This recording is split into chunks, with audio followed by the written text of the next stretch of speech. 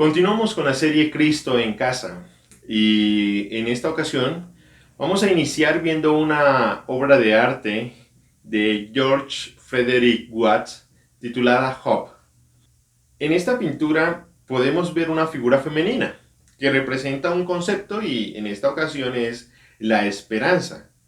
Y la esperanza que pinta George Watts es una joven con los ojos vendados que no puede o no quiere ver la realidad que la rodea. Inclina su cabeza hacia la lira que está tocando para tratar de escuchar el pobre sonido que produce la única cuerda que queda intacta. La túnica que viste, el globo sobre el que está sentada, las nubecillas que vemos bajo su pie derecho y el fondo indefinido la convierten en un personaje atemporal. Sin embargo, el tono general del cuadro no es para nada esperanzador, sino más bien lo contrario. Ahí es precisamente donde podemos apreciar lo que George Watts quiere mostrar, y es que la verdadera esperanza es la que se mantiene firme cuando ya no queda prácticamente nada a lo que agarrarse. Como dice la frase, la esperanza es lo último que se pierde. Y hoy vamos a ver la historia más grande de esperanza que pueda existir. Y para eso vamos a leer el texto que se encuentra en el Evangelio de Lucas, capítulo 24, del versículo 13 al versículo 35. Dice de la siguiente manera: Y he aquí, dos de ellos iban el mismo día a una aldea llamada Emaús, que estaba a 60 estadios, esto es a 11 kilómetros, de Jerusalén. E iban hablando entre sí de todas aquellas cosas que habían acontecido. Sucedió que mientras hablaban y discutían entre sí, Jesús mismo se acercó y caminaba con ellos. Mas los ojos de ellos estaban velados para que no le conocieran. Y les dijo: ¿Qué pláticas son estas que tenéis entre vosotros mientras camináis y por qué estáis tristes? Respondiendo uno de ellos, que se llamaba Cleofas, le dijo: ¿Eres tú el único forastero en Jerusalén que no has sabido las cosas que en ella han acontecido en estos días? Entonces él les dijo: ¿Qué cosas? Y ellos le dijeron: de Jesús Nazareno, que fue varón profeta, poderoso en obra y en palabra delante de Dios y de todo el pueblo, y cómo le entregaron los principales sacerdotes y nuestros gobernantes a sentencia de muerte y le crucificaron. Pero nosotros esperábamos que Él era el que había de redimir a Israel. Y ahora, además de todo esto, hoy es ya el tercer día que esto ha acontecido. Aunque también nos han asombrado unas mujeres de entre nosotros, las que antes del día fueron al sepulcro, y como no hallaron su cuerpo, vinieron diciendo que también habían visto visión de ángeles, quienes dijeron que él vive. Y fueron algunos de los nuestros al sepulcro, y hallaron así como las mujeres habían dicho, pero a él no le vieron. Entonces él les dijo: oh insensatos y tardos de corazón para creer todo lo que los profetas han dicho. ¿No era necesario que el Cristo padeciera estas cosas y que entrara en su gloria? Y comenzando desde Moisés y siguiendo por todos los profetas, les declaraba en todas las escrituras lo que de él decían. Llegaron a la aldea a donde iban, y él hizo como que iba más lejos. Mas ellos le obligaron a quedarse, diciendo: quédate con nosotros, porque se hace tarde y el día ya ha declinado. Entró pues a quedarse con ellos, y aconteció que estando sentado con ellos a la mesa, tomó el pan y lo bendijo, lo partió y les dio. Entonces les fueron abiertos los ojos y le reconocieron, mas él se desapareció de su vista. Y se decían el uno al otro: ¿no ardía nuestro corazón en nosotros mientras nos hablaba en el camino y cuando nos abría las escrituras? Y levantándose en la misma hora, volvieron a Jerusalén y hallaron a los 11 reunidos y a los que estaban con ellos, que decían: ha resucitado el Señor verdaderamente y ha aparecido a Simón. Entonces ellos contaban las cosas que les habían acontecido en el camino y cómo le habían reconocido al partir el pan. Podemos observar en este texto a tres personajes: a Jesús y a dos discípulos, de los cuales uno de ellos se llama Cleofas. Vemos que estos dos discípulos van de camino de Jerusalén a Emaús y van en una marcha bastante triste. En medio de esa marcha, Jesús se acerca y les hace dos preguntas. La primera de ellas es: ¿qué es lo que están discutiendo? Y la segunda es: ¿por qué están tristes? Y entonces ellos le empiezan a hablar acerca de lo que ellos están discutiendo. los discípulos le responden a Jesús diciéndole, bueno, es que había un profeta, el cual era grande en palabra y en obras. Nosotros creíamos que este profeta era la persona que iba a redimir a Israel. Pero resulta y sucede que nuestros gobernantes y nuestros líderes lo mataron. Y ya han pasado 3 días. También le contaron a Jesús que esa misma mañana unas mujeres habían ido al sepulcro y al no ver a Jesús, ellas llegaron diciendo que habían visto en visión ángeles que les decían a ellas que Jesús estaba vivo. Y bueno, y si vemos aquí la respuesta que estos discípulos le están dando acerca de qué es lo que discuten, podemos ver también la respuesta a la razón por la cual están tristes. Están tristes porque han perdido la esperanza de que Israel sea redimida. Pero la razón por la que están tristes por ese motivo es porque no entienden o no comprenden la verdadera tarea que fue a cumplir el Mesías. Ellos piensan que no ha sido redimido todavía Israel. Ellos piensan que ya toda esperanza para que Israel saliera de la opresión se había perdido. Pero Jesús les responde de una manera muy interesante y les dice, oh insensatos, duros de corazón para creer lo que los profetas dicen. Y cuando Jesús responde esto, me quedé pensando acerca del por qué nosotros a veces no creemos en los profetas. Y pienso que es necesario traer esta pregunta a la actualidad y responder de la misma manera que respondió Jesús. ¿Y cómo respondió Jesús? Trayendo toda la escritura, recordando la historia. Y si nosotros vamos a hacer esa misma pregunta de por qué nosotros no creemos en los profetas en esta actualidad, es necesario nosotros recordar lo que dice la escritura. Y si nosotros leemos en Mateo capítulo 24, podemos ver lo que dice la escritura con respecto a estos tiempos. Dice el texto del capítulo 24 de Mateo, dice, y en el versículo 3 en adelante dice, y estando él sentado en el monte de los olivos, los discípulos se le acercaron aparte diciendo, dinos cuándo serán estas cosas y qué señal habrá de tu venida y del fin del siglo. Respondiendo Jesús les dijo, mirad que nadie los engañe, porque vendrán muchos en mi nombre diciendo yo soy el Cristo y a muchos engañarán. Oiréis de guerra y rumores de guerra, mirad que no os turbéis, porque es necesario que todo esto acontezca, pero aún no es el fin. Porque se levantará nación contra nación y reino contra reino, y habrá pestes y hambres y terremotos en diferentes lugares, y todo esto será principio de dolores. Entonces os entregará a tribulación y os matarán y seréis aborrecidos de todas las gentes por causa de mi nombre. Muchos tropezarán entonces y se entregarán unos a otros y unos a otros se aborrecerán. Muchos falsos profetas se levantarán y engañarán a muchos, y por haberse multiplicado la maldad, el amor de muchos se enfriará.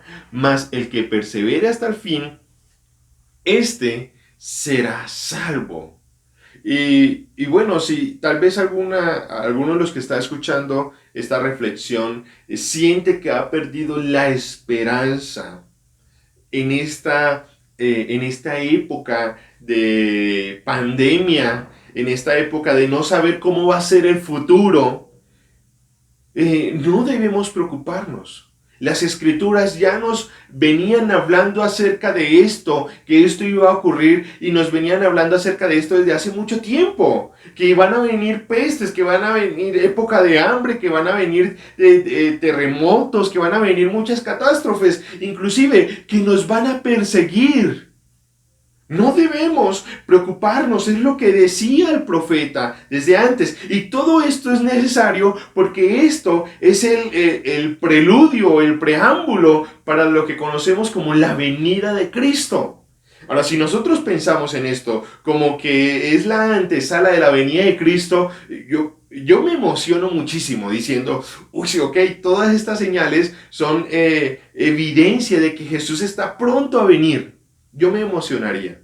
Y lo mismo sucedió con los discípulos, cuando Jesús les responde y les empieza a contar y les empieza a decir, es que no ven que los profetas dicen acerca de Jesús que él debía morir.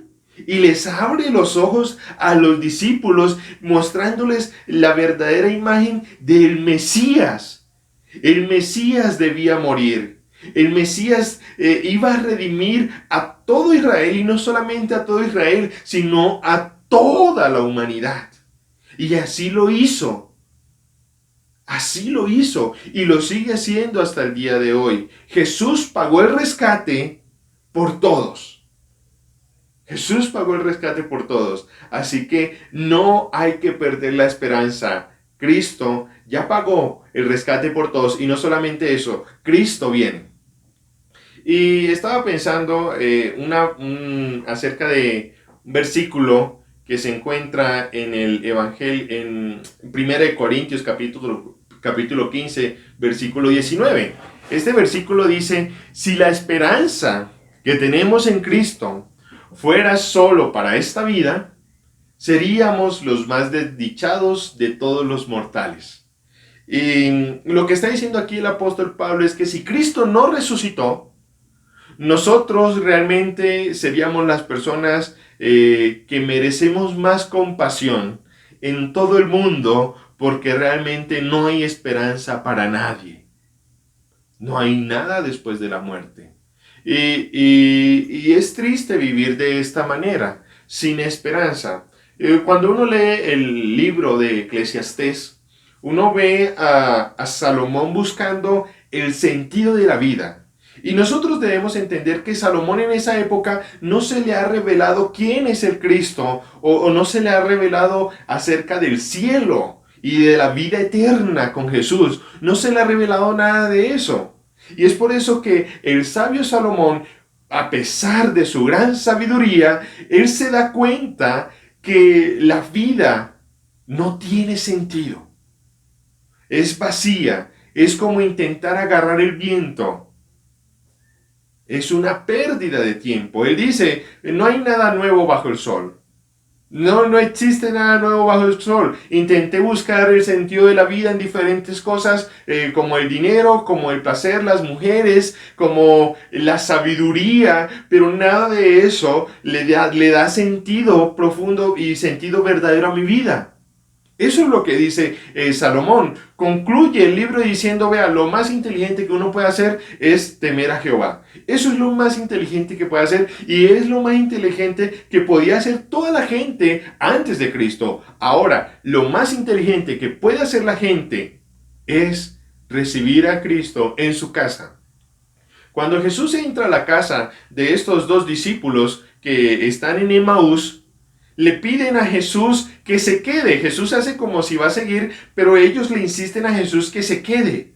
Y cuando Jesús está en la mesa compartiendo con ellos el pan, a ellos se les abren los ojos. Pero esto sucede es cuando Jesús ya entró en la casa de ellos. Y es ahí cuando ellos recuperan toda esperanza. Y si nosotros vemos la historia, dice, la forma en la que convencieron a Jesús de quedarse en la casa de ellos fue diciéndole a Jesús, es que ya está anocheciendo, quédate mejor y luego continúas tu camino. Pero es interesante porque una vez que ellos se dan cuenta que Jesús ha resucitado, a ellos no les importa si es de noche, a ellos no les importa si tenían que caminar otros 11 kilómetros de regreso a Jerusalén. Ellos se levantaron y se fueron otra vez a Jerusalén, con esa emoción en sus corazones que ellos dicen, ¿no ardía nuestro corazón mientras Él nos hablaba y nos mostraba las Escrituras? Y se fueron a Jerusalén y se encuentran con que en Jerusalén también estaban hablando de que Jesús resucitó y que Simón Pedro los había visto. Y ellos también les empiezan a contar a ellos lo que habían vivido. La esperanza había vuelto al corazón de estos dos discípulos y de toda la humanidad. Hay una esperanza, y esa esperanza sigue hoy viva, y es Cristo. Es necesario que nosotros hoy recordemos lo que pasó en tiempos anteriores, en la época de Cristo, lo que sucedió. Jesús haciéndose hombre, Dios haciéndose hombre, llegando a la humanidad para salvarla, para rescatarla. Es necesario que hoy recordemos también que cuando Él resucitó, prometió que un día vendría y que antes de ese día llegara, iban a suceder cosas que hoy estamos viendo y cosas que no nos deben entristecer, sino cosas que nos deben llenar de emoción y que nos deben llevar a vivir con más entusiasmo, a vivir con más ganas la vida que ya nos queda. Así que, mis hermanos, los invito a que recordemos la historia de Jesús. Los invito a que recordemos el sacrificio de Jesús y los invito a que recordemos que un día Cristo vendrá. Dios los bendiga.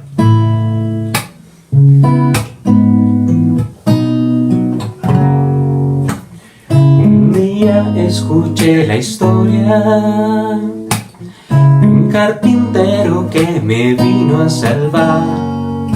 Desde muy niño la recuerdo y desde entonces no la pude olvidar. Si vivís aquella historia, la que tu vida puede cambiar. Si sentís aquella historia, solo la tienes que aceptar. La salvación te da.